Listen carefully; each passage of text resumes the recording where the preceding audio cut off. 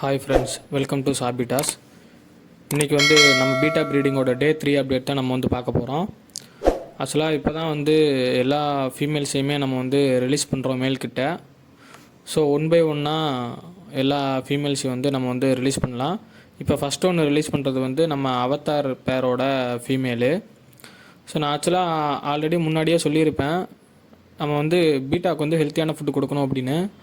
அந்த ஃபுட்டு பார்த்தீங்க அப்படின்னா இன்ஃபோசிரியா, டாஃப்னியா, மொய்னா, பிளட்வார்ம் இந்த மாதிரி ஃபுட்டு நம்ம கொடுத்தோம் அப்படின்னா ஃபீமேல் வேகமாகவே எக்லோட் ஆகும். ஸோ அதுக்காகத்தான் அந்த மாதிரி லைவ் ஃபுட்ஸ் கொடுக்க சொல்கிறது. லைவ் ஃபுட்டு கொடுத்திங்கன்னா வேகமாகவே எக்லோட் ஆகும். இது நம்மளோட 2வது பேரு ஓஹெச்எம் பேரு. ஸோ அந்த ஃபீமேலையும் நம்ம இப்போது ரிலீஸ் பண்ணியாச்சு.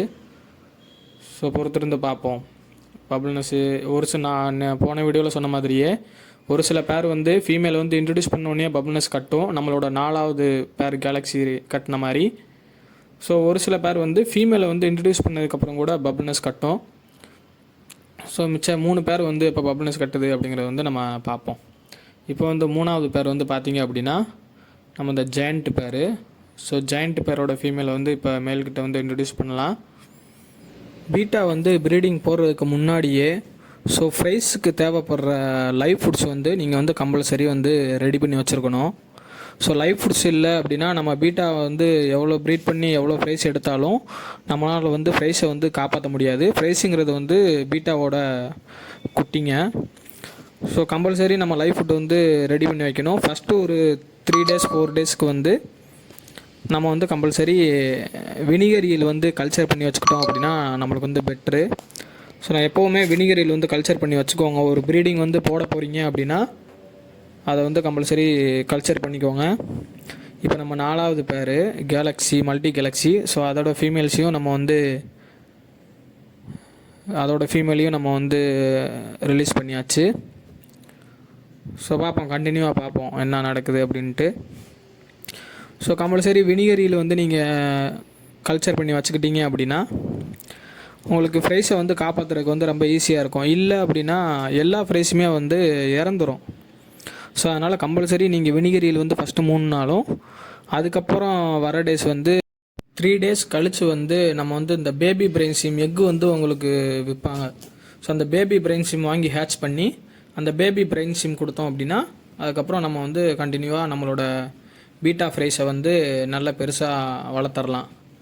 ஸோ கம்பல்சரி எல்லாம் ரெடி பண்ணி வச்சுக்கோங்க. ரெடி பண்ணாட்டி நம்ம ப்ரைஸை கண்டிப்பாக காப்பாற்றவே முடியாது. ஸோ பீட்டா ப்ரீடிங் வர்றதுக்கு முன்னாடி லைவ் ஃபுட்ஸ் கம்பல்சரி ரெடி பண்ணி வச்சுக்கோங்க.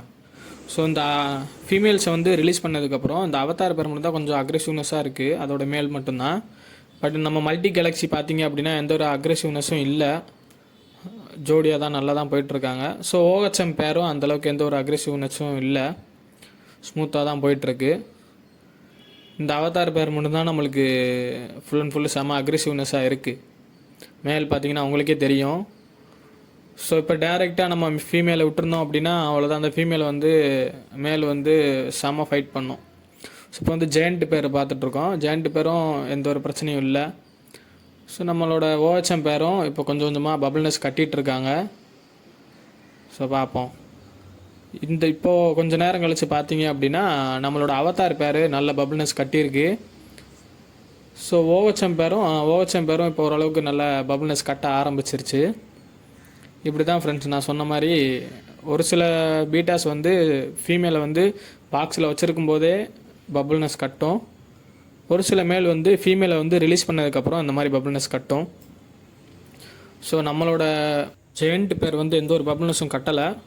சரி, ஓகே, பொறுத்திருந்து பார்ப்போம் என்ன நடக்குது அப்படின்ட்டு. டே 3யோட அப்டேட் அவ்வளோதான் ஃப்ரெண்ட்ஸ். தேங்க்ஸ் ஃபார் வாட்சிங்.